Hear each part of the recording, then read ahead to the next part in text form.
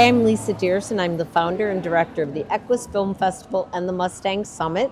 I'm here today with Susan Hart. Susan's going to tell us a little bit about what she does, and then we'll tell you a little bit about what our madness is. Hi, I'm Susan Hart with the Eastern Region Andalusian Horse Club. I'm the president for the past 3 years. And what we do is we're a community that supports the Spanish and Portuguese horse. And we educate people, we promote the breed, and we put on events. So I'm here at the Equine Affaire in Ohio, and I wanted to meet up with one of our board members, Lisa, as well as talk about how we're going to expand the club and be a little more inclusive and encompassing of the Iberian breed and all its genetically connected horses. So what we did, you started a question with me about the Mustang horses. And so hopefully when this comes out, it will be after some changes have happened with the Eastern Region Andalusian Horse Club. And it will be a really positive batch of changes that are going to happen. And when we started this little journey, we were able to pull together 50 plus other Iberian lines of horses, whether they were marsh tacky horses or Spanish Mustangs or American Mustangs or Chincoteague ponies. They fall into what will now be known as an open Iberian category. So it will create a bigger community for this club or this association now, what it will be, and it'll give people different goals, and instead of just being shows, if people don't go out and show their horses, but they still do stuff with their horses. So can you tell me a little bit about how you think that's going to work? So we've always said that the Spanish and Portuguese horse can do it all, basically. They're so talented. They could do dressage, they could drive, they can do endurance. There are so many different aspects of this horse and their versatility. So, and they're so far few in between. There might be a few pockets of the horse here and there. So we wanted to create a community of all owners of these horses to show off what they actually can do. So we have a place for them to come to, a place for them to discuss the horse breed, the training of it. Yeah, using webinars, our website, social media as well, for people that may be anywhere in the country that don't have these horses that are, they compete maybe against quarter horses, or maybe they don't compete at all, but at least they know that there are other people that have these horses and that we could come together. Yep.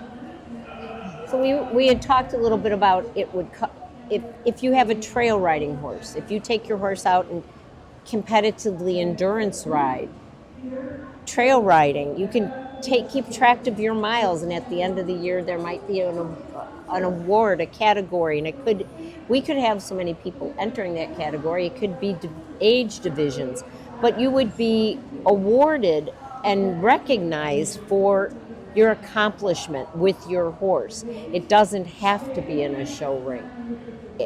You might live in Upper Michigan, where we talk to some people who do competitive riding, trail riding and everything with their horses, and here we turn around and they were super excited with the idea of having our Iberian horses recognized for what they're doing, because when they're at an endurance ride, they're competing against Arabians, which of course pretty much so are hands down going to beat out a lot of stuff, but now the little Mustang horses are giving the Arabian horses a run for their money. So with working equitation, we know by having Lusitanos or Andalusians that pretty much so those horses, if you take them to a working eq show, are going to do well. The American Mustang horse or the Marsh Tacky horse are all going to excel in those sports. So it's going to give I love the idea of the inclusion that it's going to give. I love the idea of how many new people, not just here in this country, but around the world. It will be the only organization in the world to recognize every Iberian horse breed under one umbrella. So I'm pretty proud of the fact that this is something that you are so excited about and so supportive about, and so the more we do, the more excited I get. Same here. Originally, the club is 30 plus years old. So the club's been around for a very long time. It focused on the registries in America.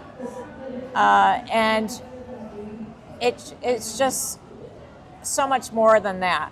It really is. And I'm excited to see horses with these two bloodlines, the Spanish and the Portuguese, to make a nod to them for the foundation that they've given all these other breeds. It's very exciting. And I think sometimes it feels very lonely if you have a horse, maybe an Azteca or just even a Spanish horse where there aren't a lot around. And you want to connect with people that have these horses. So I'm really excited about the influence that these two horses have made in the world, and honor all these horses. It's very exciting. I'm really looking forward to this new evolution for the club. Yeah. So one of the things that we also pulled together was a list of what are some of the things that they can be recognized for. And when we sat down and even if you're just in your barn and you have a group that does quadrille, but they don't go out and show, they're either a classical barn or they're just friends that do quadrille, they'll have the ability to send a video, and that can get judged and they'll get recognized by the group.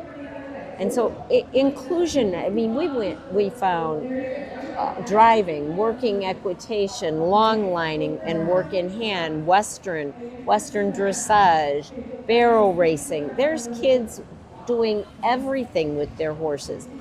And if we don't take and find a place for people to come in on the bottom, just learning, and you have that first horse, that first step into the horse world, if we can keep them all, that first step is in an Iberian horse, and you're top of what you want to get when you grow up. You start with your beautiful little Mustang, and you want to have that beautiful Lusitano horse when you grow up, that unicorn that I have, that I love my unicorn, but that's there. But there's still, I went through many stepping stone horses until I got to my dream horse. Instead of it being people with all of these other breeds, let's make them people from Iberian breeds. Smaller Iberian breeds. The Chincoteague pony is considered an Iberian horse. So from the tiniest rider on up, we can accommodate the Iberian loving horse person. And also by creating a link between like the Mustang and the PRE, the pure Spanish horse, you don't have a lot of opportunity to actually see those horses in person. Right. And once you see that horse, it's so impressive. And I've known so many people that have fallen in love with that breed just from seeing one horse. Yeah. one performance. Yes. They're unforgettable. And it's taken me a long time to get to that level of horse. I've had a Hanoverian Lusitano cross, and I loved her. And I had a second, 3/4 to a quarter, and I finally got to that level of having a pure Spanish horse. But it took me many, many years, and you just learn more and more about them. They're very brave. They're sensitive, beautiful. They've got a great temperament and a great mind. So it's just an amazing breed, and I want everybody to learn the history. They're actually a piece of history, yes, a live yes. piece of history, just like Right. the Mustang is a live piece of Americana. When you think of America, you think of the bald eagles and Mustangs and bison. Right. You just think of those animals, and they're so intertwined with the history America. of this country. Yes, exactly. And when you actually get in, and that's the cool thing about the webinars, not only are we getting into deep dives into the DNA and that end of the research, which is really turning out to be super cool, because there is no purebred anything, but there is bigger bases of everything. And so as we find that out and get more into that, you also get more into studying the history of how the Spanish horse got here and how they came in with the conquistadors and how those horses went up through the Rocky Mountains and up through the Continental Divide, and their influence on all the horses in the West. It's just so cool. And so it leads the way for more and more interesting educational components that can go into the club that just is, it just enhances it. It gives us more fun things to do, more things for people to engage with and connect with. Create community. Yes.